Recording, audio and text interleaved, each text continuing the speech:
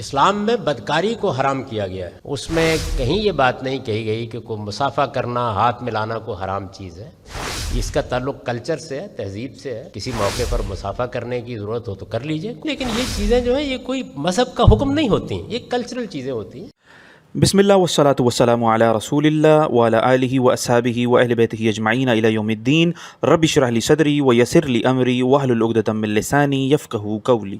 بھائیوں، آج میں بات کروں گا جاوید احمد غامدی صاحب کے اس نقطہ نظر کے اوپر کہ مکس گیدرنگ ہو یا شیکنگ ہینڈ ہو یا کلچرل کس ہو یا حق کرنا ہو یا سر کو نہ ڈھانپنا ہو وغیرہ وغیرہ، یہ ساری چیزیں ثقافت ہیں ان کے نظر میں، اس کا اسلام سے کوئی لینا دینا نہیں۔ بھائیوں، جاوید احمد غامدی صاحب نے دین کی ایسی تعبیر پیش کی جس سے رسول اللہ صلی اللہ علیہ وسلم، صحابہ و اہل بیت، سلف صالحین، محدثین اور ائمہ مجتہدین کا فہم یا امت کا عملی تواتر اور اجماع، اس کا دور دور سے کوئی لینا دینا نہیں۔ انسان کو عقل لازمی استعمال کرنی چاہیے، لیکن صرف عقل پرست بن کر اور صرف اپنے آپ ہی کو عقل کل مان کر دین کی ایسی تعبیر پیش کرنا جو اسلام کے مزاج میں نہ بیٹھتی ہو یا جو رسول اللہ صلی اللہ علیہ وسلم کے مزاج سے مطابقت نہ رکھتی ہو، مناسب نہیں۔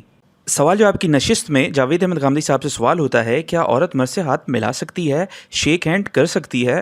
فرماتے ہیں اسلام میں بدکاری کو حرام کیا گیا ہے، باقی اس کے بعد جو کچھ بھی کہا جاتا ہے وہ سد ذریعہ کے باب میں ہیں، یعنی اصلاً ممنوع نہیں، اور نہ ہی قرآن میں عورت مرد کو مصافحہ کرنے سے منع کیا گیا ہے۔ فرماتے ہیں مصافحہ کرنے میں کوئی حرج نہیں، یہ ایک ثقافتی چیز ہے۔ پھر سوال کرنے والے نے سوال کیا، جب بھی کوئی شیک ہینڈ ہوتا ہے تو حق اور سعودی اسٹائل کس بھی ہوتا ہے؟ تو محترم جواب میں فرماتے ہیں سعودی اسٹائل کس میں کیا حرج ہے، وہ تو ہوا میں ہوتی ہے۔ پھر سوال کرنے والے نے سوال کیا، لیکن اگر ٹچ ہو جائے یا ٹچ نہیں کرنا چاہیے؟ تو جواب دیتے ہیں جی ممکن حد تک کوشش کرنی چاہیے کہ ٹچ نہ ہو، لیکن یہ مذہب کا حکم نہیں، یہ ایک ثقافتی چیز ہے۔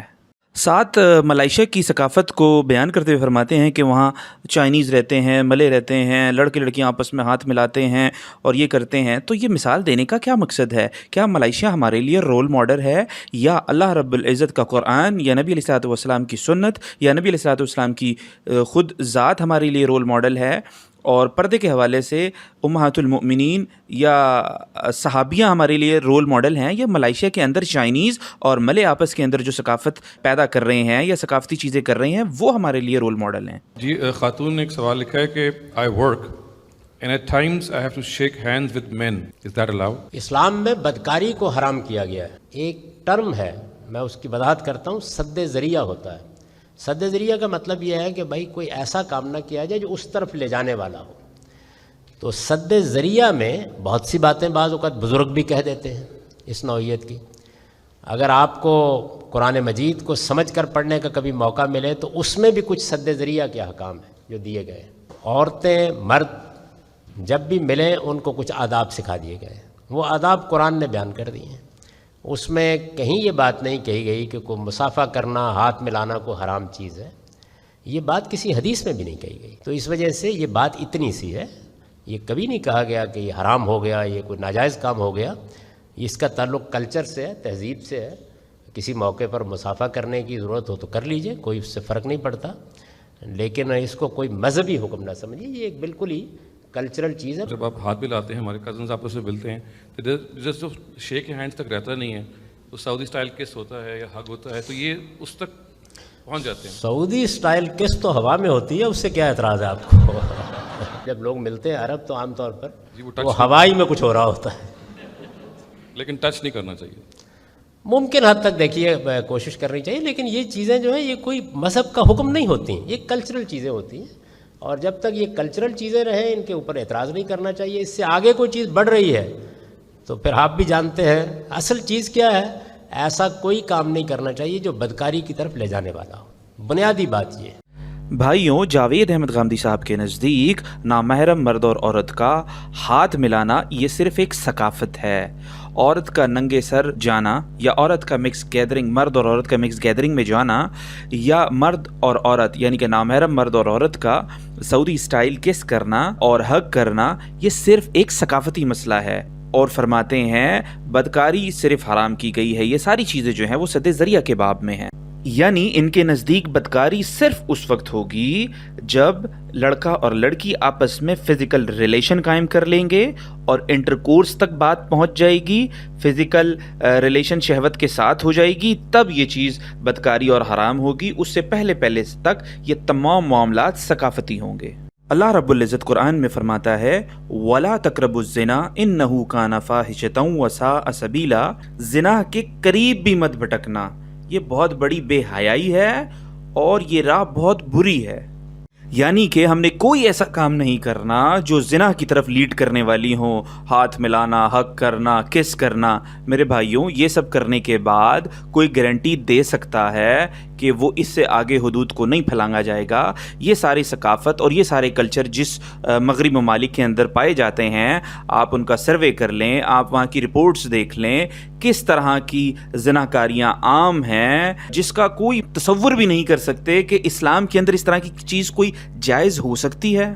اگر بحث کے طور پہ ہم یہ مان بھی لیں کہ یہ ساری چیزیں، عورت کا مرد سے ہاتھ ملانا، ہینڈ شیک کرنا، حق کرنا، کس کرنا، یہ ساری چیزیں اصلاً ممنوع نہیں ہیں، یعنی کہ فی نفس ہی ممنوع نہیں ہے، اصل چیز جو ہے وہ بدکاری کو روکنا ہے، اس لیے اسلام نے یہ رکاوٹیں لگائی ہیں۔ تو پھر اسلام نے اگر یہ رکاوٹیں لگائی ہیں اس منشا اور چاہت کے تحت، اللہ اور اس کے رسول نے یہ بدکاری کو روکنے کے لیے یہ سارے اقدامات کیے ہیں، تو پھر آپ کون ہوتے ہیں اسلام کے اندر ان تمام چیزوں کو یہ کہنے والے کہ یہ حرام نہیں ہے، یہ گناہ نہیں ہے، یہ اگر کر لیتا ہے تو ثقافتی مسئلہ ہے، اس سے دین کا تعلق کوئی نہیں ہے، جبکہ یہ آپ جانتے ہیں کہ یہ ساری چیزیں لیڈ کر رہی ہیں اسی بدکاری کی طرف۔ دین کی اس طرح کی تعبیر پیش کر دینے کے بعد واللہ سورۃ الاحزاب ہو یا سورۃ النور ہو اسپیشلی، اس کا کوئی مطلب بھی باقی نہیں رہ جاتا۔ اللہ رب العزت اس طرح کی ڈیٹیلز کیوں بتا رہا ہے جب اس کا تعلق ثقافت سے ہے، اس کا تعلق مذہب سے ہی نہیں ہے کہ عورت جو ہے مرد آپس میں ہاتھ ملائیں، گلے ملیں، کس کریں، حق کریں۔ اس کا تعلق اگر ثقافت سے ہے تو اسلام کو اور اللہ رب العزت کو اتنی ٹائنیز ڈیٹیل تک جا کر سورہ احزاب میں یا سورۃ النور کے اندر ڈسکس کرنے کی کیا ضرورت ہے؟ اگر وہ غیر محرم سے یا غیر مردوں سے ثقافتی طور کے اوپر اس طرح سے کر سکتی ہے تو اپنے بھائی بہن سے یا اپنے دیور سے یا اپنے گھر والوں سے، بچوں سے، بھانجوں سے، بھتیجوں سے یا اس طرح سے خالہ سے، خالو سے آپس میں وہ کیوں نہیں ایک دوسرے کے ساتھ کیس، ہگ اور شیک ہینڈ وغیرہ نہیں کر سکتے؟ تو پھر اس طرح کی تعبیر مت پیش کریں جس کے بعد ان صورتوں کا کوئی مطلب ہی نہ باقی رہے۔ اور بھائیوں، یہ سب جو مغرب میں ہو رہا ہے یہ بھی ثقافتی چیز نہیں ہے، یہ بات سمجھیں۔ میں آپ کو یہاں پر رک کر بائبل کا بھی حوالہ دے دیتا ہوں تاکہ آپ کو یہ سمجھ میں آ جائے گا۔ سر کا ڈھانپنا یا اپنے آپ کو کور کرنا یا حجاب کرنا یہ ثقافتی مسئلہ نہیں ہے، بلکہ یہ مذہب کا مسئلہ ہے۔ بائبل کے اندر 1 Corinthians chapter 11 verse 6 میں ہے if a woman does not cover her head she should have her hair cut off, and if it is a disgrace for a woman to have her hair cut or shaved off, she should cover her head.